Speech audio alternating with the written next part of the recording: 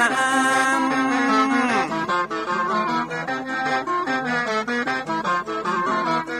เหมือนไม้สลีอันมีไม้กำเหมือนเสืออยู่ธรรมดงดอยคุณเขาสุขของมนุษย์ยิ่งใจหมู่เฮาสุขที่ได้เอาธรรมะห่มตุม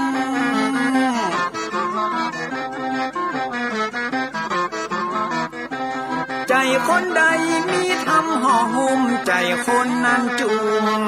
ใจบ้านมันอยู่วิมานเวียงวังจันแก้วบ่มีในเต้าแล้วน้อง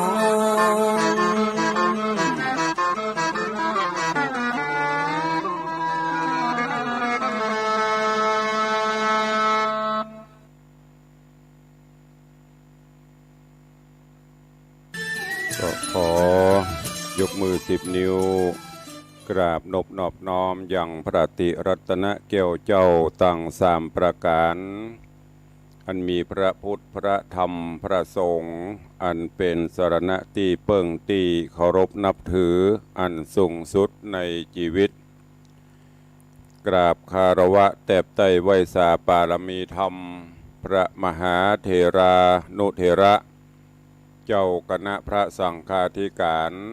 ภิกขุสงฆ์สามเณรจุตนจุองค์โดยความเคารพ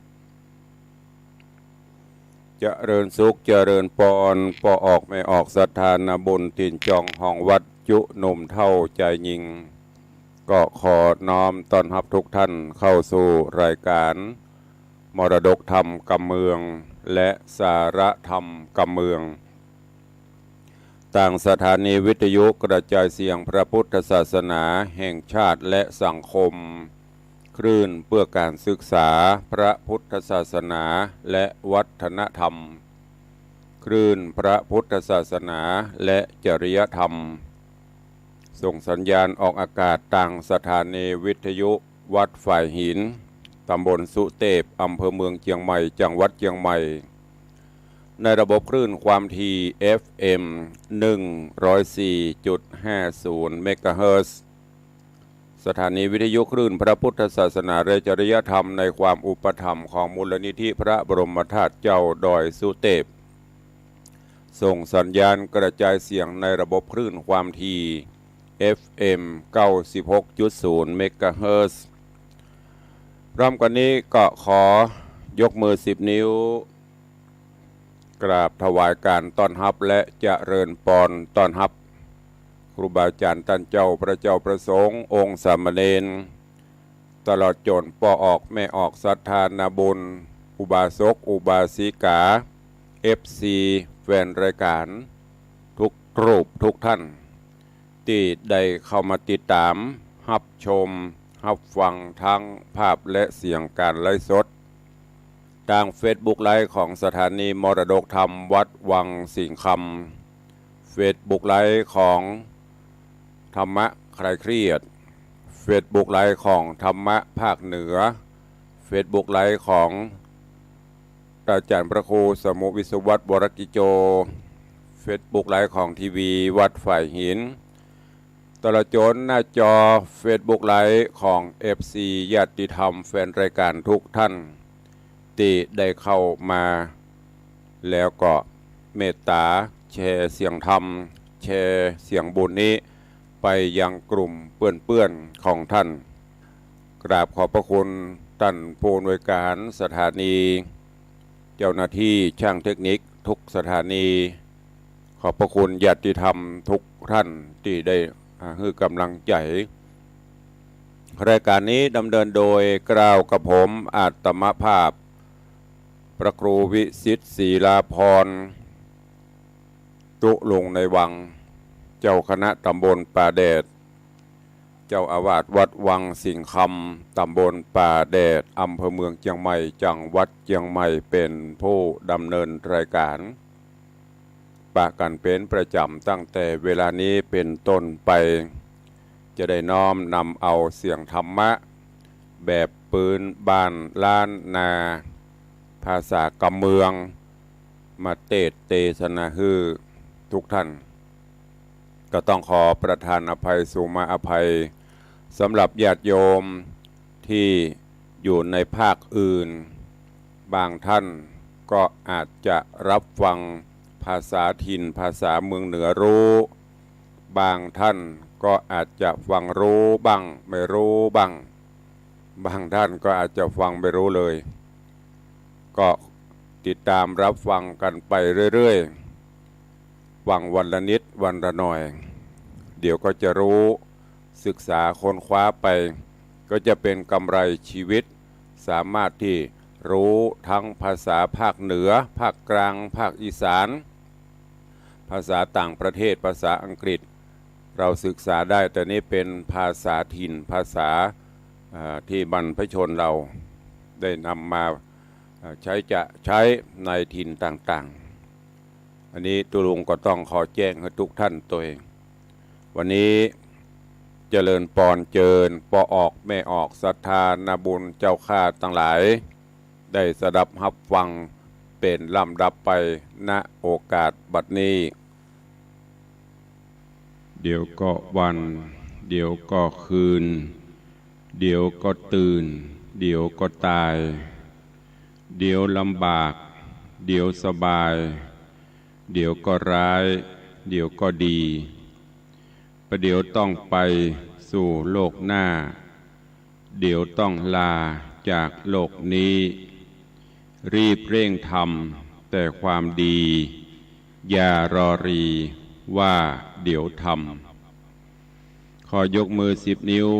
กราบนอบน้อมอย่างพระติรัตนเกี่ยวเจ้าตั้ง3 ประการอันมีพระพุทธพระธรรมพระสงฆ์อันเป็นสรณะที่เปิ่งตีเคารพนับถืออันสูงสุดในชีวิตขอกราบคารวะแตบไตไวสาปุญญาปารมีธรรมพระมหาเถรานุเถระภิกขุสังฆสามเณรเจ้าจุตนจุองค์อันหมายมีพระเดชพระคุณหลวงปู่พระพรหมมงคลพุทธเจ้าตนเป็นเก้าศาสนานำสัตตาบวันหมู่ฮือโพ้นจากมารภัยเตศนาไขบอกเล่าฮือหูเก้ากองดีได้เวทหนีกรรมบาปอันกระยาบจังไรการว่ามีภัยมาเก่าหรือมีข่าวมาถึงหูเฮือพิจารณาดูที่สั้นอย่าด่วนสั้นเอาเบาอย่าถือเอานุ่นยิ้วใจจุ่งติ้วเอาหินพากันฟังเขาจะด้วยง่ายก็จ้างฮ้อนให้ไปลาง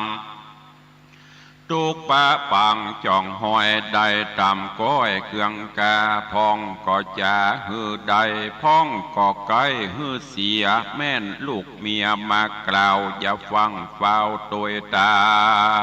มแม่นคนหลายล้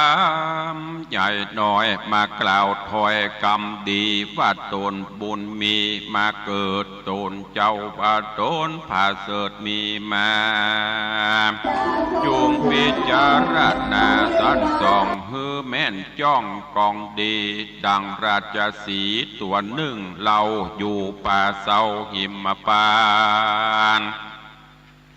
หันกวางฟันมาจางอันสัตว์ปากวางนาหกเล่นมาเป็นหมู่ต้นไม้ลู่เป็นสายได้เจ็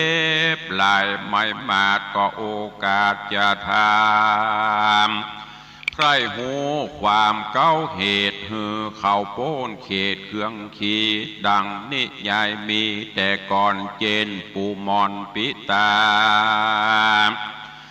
ว่ายังมีกระต่ายตัวหนึ่งนาบ่อไร่นอนอยู่ใต้ต้นตาลพงสำราญมาม้อยดาจักม้อยหลับไปล้มกวัดไกวลายหลากหน่วยตันหักไปบ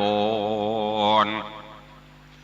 โลนลงโหนต่ำไตโต๊กถูกใส่ใบแห่งอันอาข้างแจงหนเนื้อเสียงดังเหลือมีกองซัดนันห้องไพรโซน กระต่ายต้นสะดุงสติฟุ้งเววาเกิดวาดดอยผาจักลมแผ่นดินลมเปปังบอกกึดยังเหตุเก้าว่ามีแต่เล่าสันดายป้อยหนีไปบ่จ้าเอาไปนาเป็นไม้ย้อนกว่าตายหมู่หมู่รีบบอกเจ้าหมู่เรียวปันว่าจุงปากันอย่าจะเล่นจอมข้าเรียววายการบอกไปนั่นใส่สู่จักใดเมื่อมอนเหตุดงดอนป่าไม้แผ่นดินใหญ่แตกมั่งบ่หลอกข้างที่อยู่ไปสู่เรียวปานย้อนข้าหันสันทีบอบมีที่สั่งกาจิงเล่นมาสู่รอดอีดหิวหอดดาตายสัตว์ทั้งหลายน้อยใหญ่อยู่ป่าใบดงดานคือกวางฟันแลดสู่วอกก้างหมูนางนีจูมเสือมีหยาบจ้าตังจ้างและมากงัวควายหมูป่าลายละเลือนกระทิงเถื่อนดงตานได้ยินมันเป่าห้องสนั่นกองแดนไกลก็ใส่ใจว่าเป็นแก่นว่ามีแม่นเป็นไม้ต่างกว่าตายจุผู้เล่นสะสู่สะสนกระต่ายตนหยาบจ้าเล่นก่อนหน้านำต่างลัดดงขวางห้อมห่วยเฮวลิงจ้วยผาจา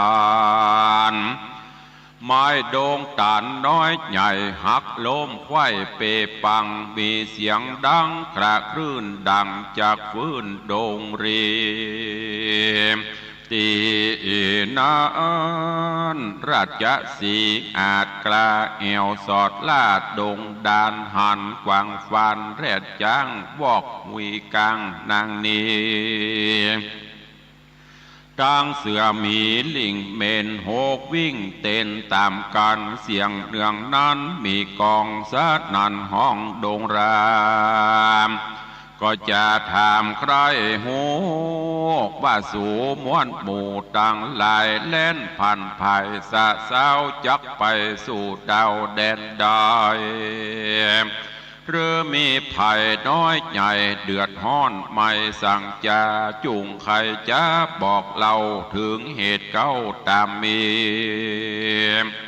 สัตว์ดงรีม้วนหมู่ต่างกล่าวอูไข่ปานว่ากระต่ายมันตัวนี้ได้กล่าวจี้ไข่กำว่าดงดำป่าไม้ดงด้อยใหญ่ผาหิน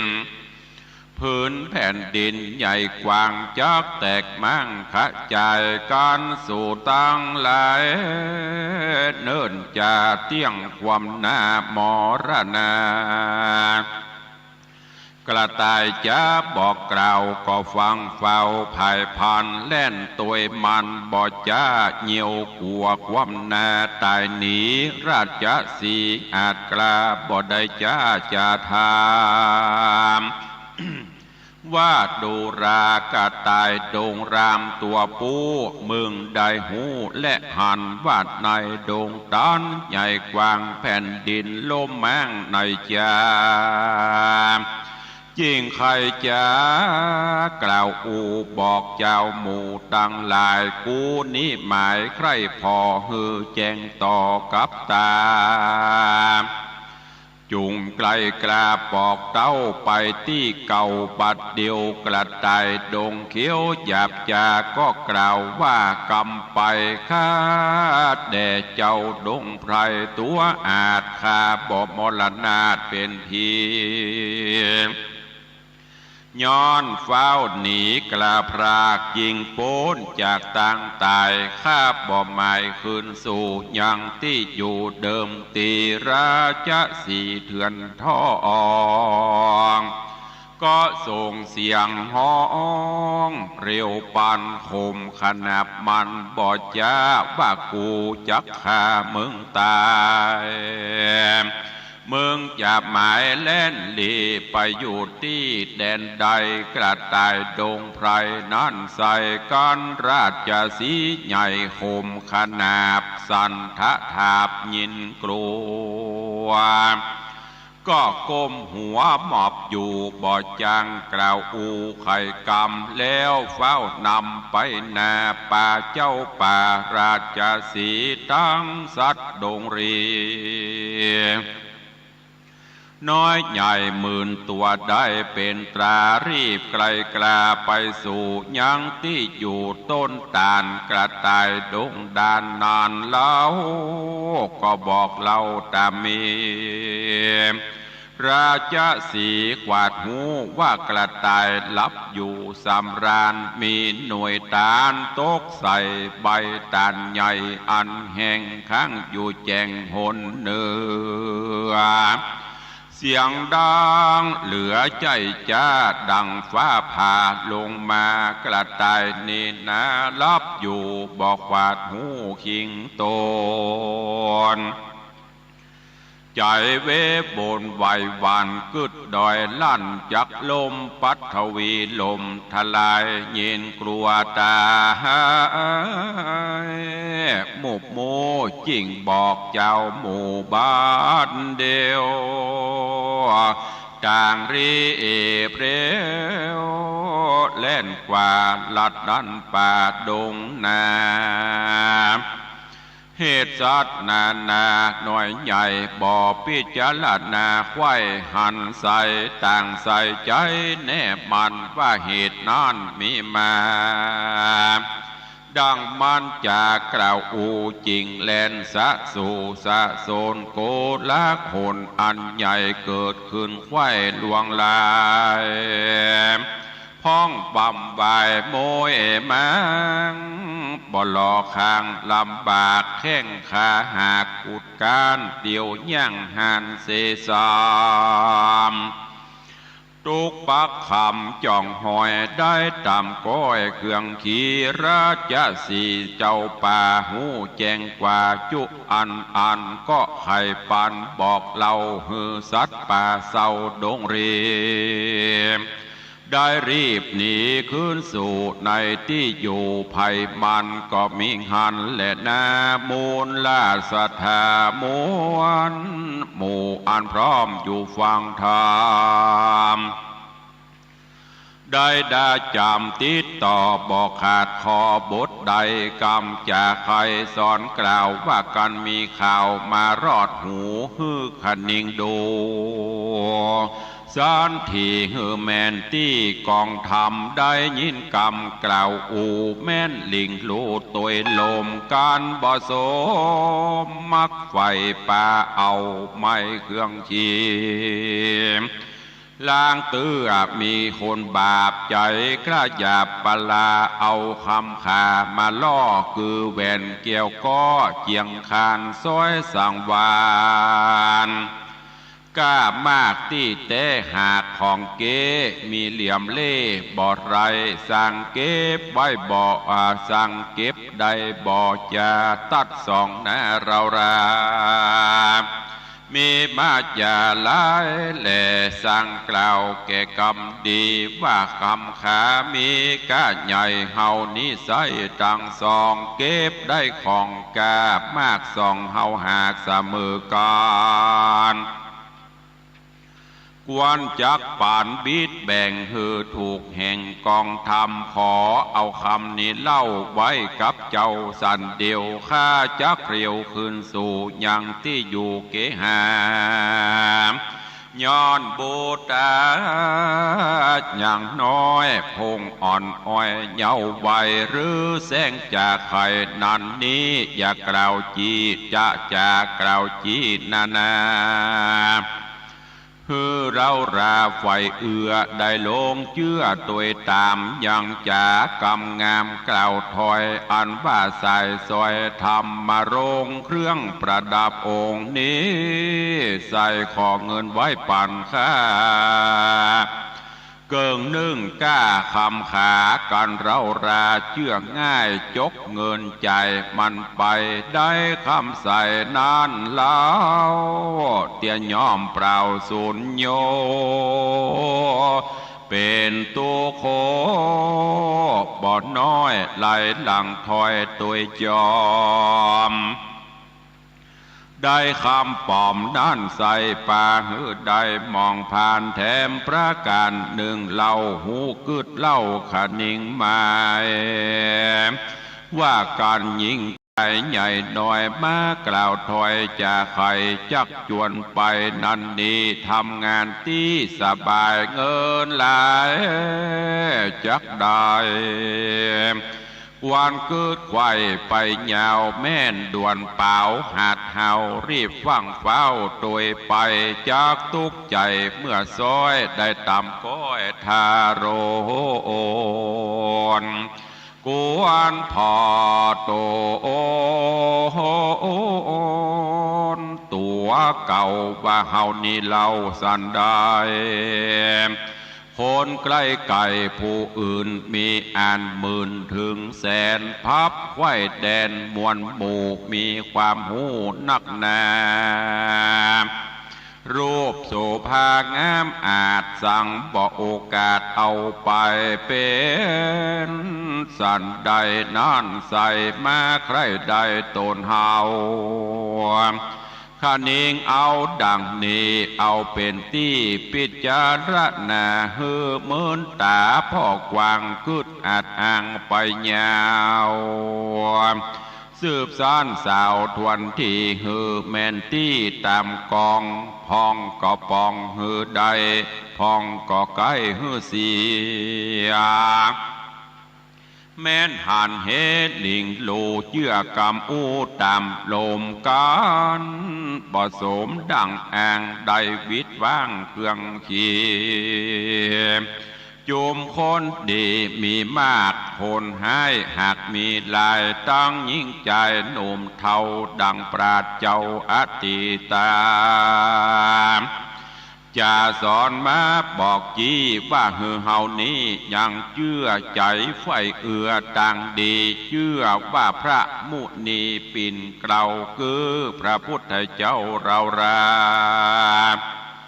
ตราดพระญาขวาดหูไผ่บอกอูไข่ปานหูและหันแจงทีบ่มีตีสงสัยหูพิจารณาไปสั้นส่องหือแม่นจ้องกองธรรมหันว่าป่าปะกรรมใหญ่น้อยเป็นตัวถอยกาลีหันว่าบุญมีเตียงแต่บาปมีแน่เป็นมาเชื่อว่ายิงใจหน่อยใหญ่ตกอยู่ใต้เวรกรรมการกระทำกรรมบาปอันกระยาบกาลีบาปกรรมมีตอบใส่ได้ตกให้จังไรกันกลาไกลละพรากตายละจากเมืองคนยอมเอาโต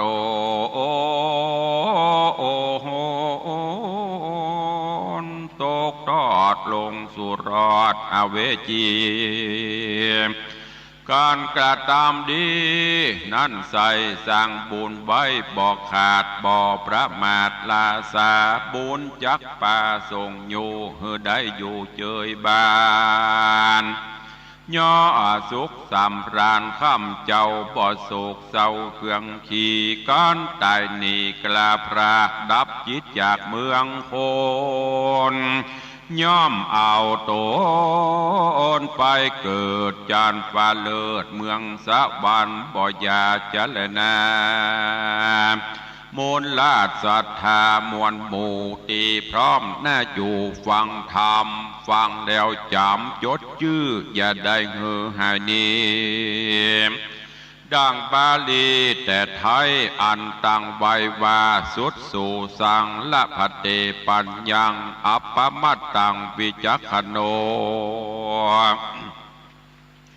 ดังนี้ใครกล่าวจี้เป็นใจว่าปุกละผู้ใดก็แล้วใจผ่องแผ้วยินดีฟังเมธีปราชญ์เจ้าอ่านบอกเล่าไขกามด้วยใจคบยำบอกขาดบ่ประมาทลาสาหูพิจารณาสันทีฮือแมนที่กองดีพญามีผาเสดเตียนย่อมเกิดมีมาได้น้ำป่าปนจากต่างทุกยากมันพายแม่นคนไกลกะแม่นคนใกล้ไก่ใหญ่น้อยมากล่าวถอยไข่กำจูงจะจักจูงนำนันนี้กวนคือที่พิจารณาอย่านำนาลิงโลตามกำอูคนลายจ้างป่าวายเมื่อซอยได้ตามก้อยมองผ่านดังนิทานบอกเล่าว่าสัตว์ป่าเศร้าดงนาฟังกระต่ายจ่าเอิ้นเป่าก็ฟังเฝ้าตัวไปบอกขนิ่งในกึดสอดพ้องมวยมอดมรณาพ้องแข้งขาหักลากได้ลำบากเครื่องคิดดังราชสีตัวอาจหูกึดขวาดหันสายเฮือสะดงไพรใหญ่น้อยกล้ากลัดกร้อยต่างวายคือโป้นต่างตายจุภูเฮือได้อยู่สวัสดีนั่นแหละนะเนติตังกิญาสังวันนาวิเศษจะห้องเหตุธรรมเทศคำสอนเรื่องอย่าถือนุ่นงิ้วฮือติ้วหินผาก็บังโกมสมฤเอสเดช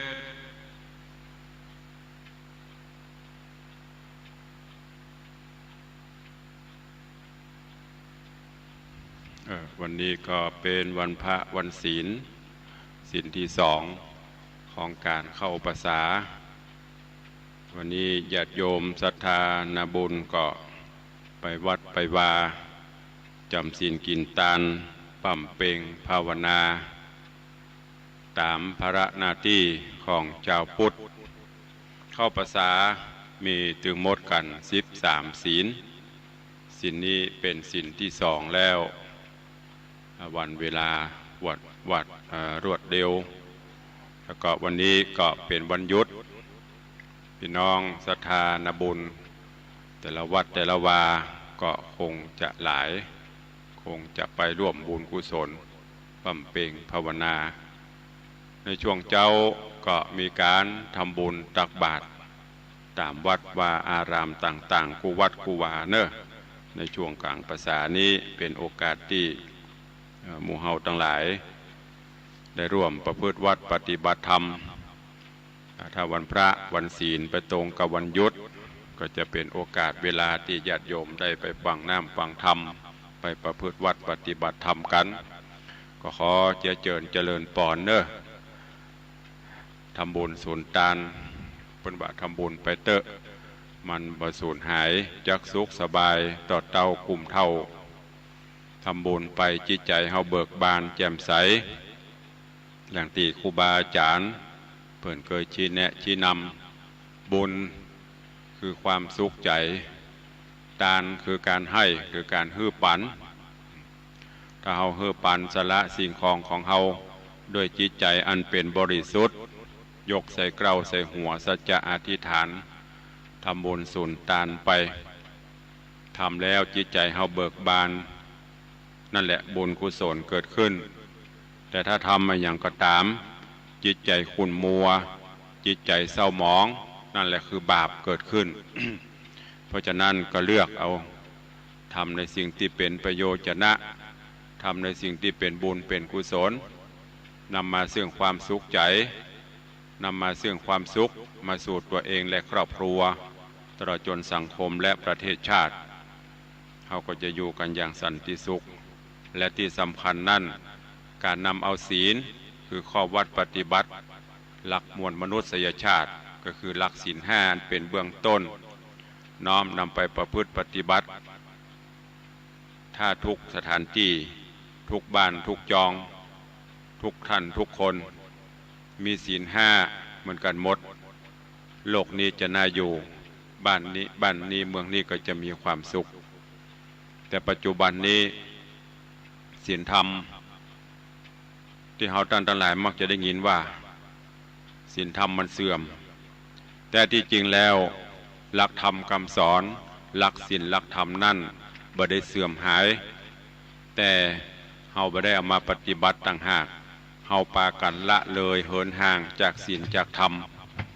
ยิ่งถ้าเป็นยุคโลกาภิวัตน์นี้ซ้ำหายซ้ำเป็นยิ่งที่จะต้องขวนขวายซ้ำเป็นยุคที่จะต้องเอาศีลเอาธรรมมาประพฤติปฏิบัติกันหือนักถ้าบ่จะอั้นเฮาก็จะไปปล่อยเฮาก็จะปล่อยจิตปล่อยใจเฮาไปตามกระแสสังคมบ่ได้มีอย่างมาฉุดคิดหูอันอย่างน้อยก็บ่คิดบ่พิจารณาอย่างธรรมเพิ่นกล่าวนั่นน่ะหูอันอย่างน้อยเข้าทางหูถูออกทางปากสุดท้ายมาก็เดือดร้อนแต่ถ้าเฮามีศีลมีธรรมเฮาจะต้องคิดเฮาจะได้พิจารณาแยกแยะผิดชอบชั่วดีออกก่อนแล้วถึงจะก้อยขยายความออกไป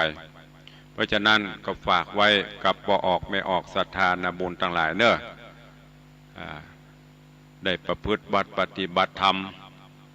น้อมนำเอาศีลเอาธรรมมาปฏิบัติศีลธรรมนั้นผู้ใดปฏิบัติผู้นั้นรู้ได้อย่างที่บอกรู้ได้เฉพาะตนและก็เป็นอากาลิโกประจำกัดการเวลาอยู่ที่ไหนก็ปฏิบัติได้ตลอดอยู่ในรถก็ปฏิบัติได้อยู่บ้านอยู่จองอยู่สวนอยู่ไร่อยู่นาก็ปฏิบัติได้ทุกสถานที่ประจำกัดการเวลาถ้าเราปฏิบัติแล้วเรามีความสุขนั่นแหละศีลธรรมเกิดขึ้นเขาฝากกับญาติโยมทั้งหลายแต่น้อมนำไปคิดพิจารณาและโดยเฉพาะแห่งอันหนึ่งก็ลูกหลานเยาวชนคนดีนับวันก็นับจะเหินห่างจากศีลจากธรรมจากวัดจากวาปัจจุบันนี้โลกมันไปในด้านวัตถุนักล้ำไปดองพอลูกหลานตันเต้าเฮาวัดก็บ่ค่อยเข้าพระเจ้าก็บ่ค่อยมาไหว้แล้วก็มักจะถามว่าไปวัดแล้วได้อันหยังคนประเดี๋ยวนี้ทำอันหยังก็จะต้องมีสิ่งตอบแทนทั้งหมดถามว่ามาวัดได้อันหยังตุลุงอัตมาภาพครูบาอาจารย์หลายรูปหลายองค์เพิ่นก็บอกคือว่าเฮามาวัดจิตวัดใจวัดพฤติกรรมวัดอันหยังต่างๆนี่พอมาวัดว่าจิตใจเฮาเป็นจะได้พ่องพฤติกรรมกิริยาวาจาเฮาเป็นจะได้พ่องแล้วมาวัดนี่กับเฮาไปสถานเริงรมสถานอบายมุขต่างๆอันเนี้ยที่หันอารมณ์ในด้านจิตใจมันจะแตกต่างกันคนละโลกลูกหลานทั้งหลายลองสังเกตพอถ้าเธอทั้งหลายเข้าไปแอวอย่างที่สถานเรื่องลมต่างๆสถานอบายมุขต่างๆเต้นแห้งเต้นการโลดลิงโลดอย่างนั้นนะอารมณ์นั้นมันก็จะไปแหมอย่างหนึ่งอันนั้นเป็นความสุขทางโลกีแต่ถ้าเข้าวัดเดียวเข้าประตูวัดมาได้ยินเสียงกระดิ่งเสียงระฆังกิ้งกิ้งก้องก้องเสียงนกเสียงหูบรรยากาศมันเงียบสงบอารมณ์เขาก็จะไปแถมรูปแบบหนึ่ง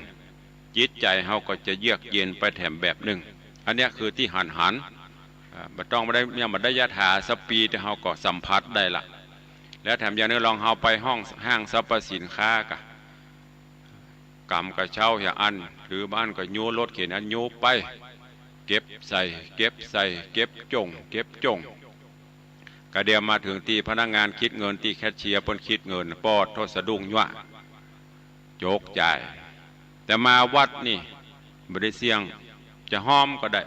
บ่ห้อมก็ได้ไผถึงบังคับเฮาลงมาไหวมาสาบ่ได้ก็เป็นหยังแต่ถ้าว่าใครสละทรัพย์สินเงินทองเล็กๆน้อยๆสละจกใจเพื่อเป็นทานทำนุบำรุงวัดวาอารามก็ตามใจแต่ว่าความสุขจิตใจเฮามันบอกบ่ถูกมันโลกทั้งโลกนี่มันม่วนเนี่ยพวกเฮามาวัดไม่ใช่มาวัดแล้วจะต้องได้กู้ได้กิมปิกไปมาวัดแล้วจะต้องได้สิ่งของกลับไปอันนั้นมันเป็นแสดงถึงความโลภก็ฝากไว้กับทุกท่านเนอะลูกหลานเยาวชนคนดีทั้งหลายจะไปว่าไปวัดได้ไม่ใช่ว่าไปสถานที่ต่างๆจะต้องได้อันนั้นเป็นอากัปกิริยาของคนท ที่แสดงออกถึงกิเลสความโลภความโกรธความหลงบางเตื้อไปสถานเริงรมไปสถานที่อบายมุขไปกินเหล้าเมายาเต้นแห้งเต้นกากอดหอมกันอย่างที่เอามาลงในเฟซในไลน์นะอันนั้นมันไม่ใช่ความสุขที่เที่ยงแท้เป็นความสุขในโลกีความสุขที่บัจีรังยั่งยืนก็ลองพอที่ลูกหลานเดือดร้อนกันไปเดี๋ยวนี้แฟนละพ่องไปมีกู่ใหม่พ่องอย่างดาราแต่งงานเตียงหักพ่องอย่างมูเนี้ยที่มันเกิดขึ้นในสังคมปัจจุบันแต่งงานกรรมปโทโอโถงละโหฐานบำมวลบันดาลแยกทางกันเลยอันเนี้ยมันเป็นความสุขชั่วคราวแต่ถ้าใครมีความสุขที่ยืนยาวหัวใจธรรมะเนอะเอาไปคิดพิจารณาเอาไปใจประพฤติปฏิบัติก็จะทำให้สังคมเฮาแน่อยู่ครอบครัวเฮามีความสุขก็ฝากไว้ในโอกาสวันพระวันศีลวันนี้เป็นศีลที่2ของการเข้าพรรษาแล้วเนอะก็จากนี้ไปก็เหลือเวลาแถม11ศีลถึงหมดกันมี13ศีลและในช่วงนี้ก็เป็นช่วงที่แต่ละตำบลแต่ละอำเภอ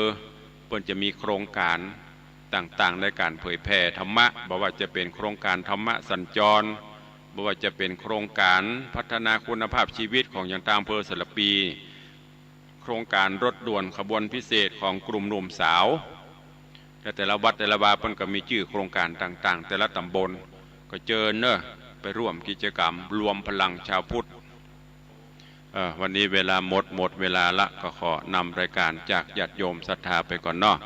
ก่อยพวกก่อยปะกันในวันต่อไปอยู่ดีมีสุขเหมือนกันจุตนจุองค์จุผู้จุโคนเนอจัตตารโอธรรมาวัฏันติอายุวันโนสุขังภะลัง